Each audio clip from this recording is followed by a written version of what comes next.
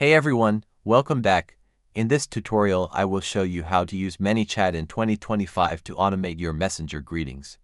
Messenger greetings are the very first message people see when they open your chat, so they are great for making a strong first impression. Step 1. Log into your ManyChat account and make sure your Facebook page is already connected. Step 2.